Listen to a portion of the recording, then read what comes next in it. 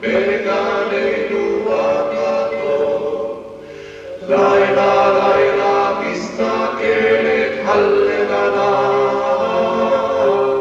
ואומרת על גבנה לעננים, תנו טיפה ועוד טיפונת לגנים, שנפרח היקרדון בגננו הגדול.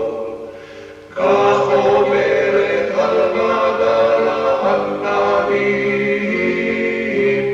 בא הגשם וצלצל בחלוני, שר ניגון על זרע ברחבת גמדים, והנה היקרדון בשמחה ובששון.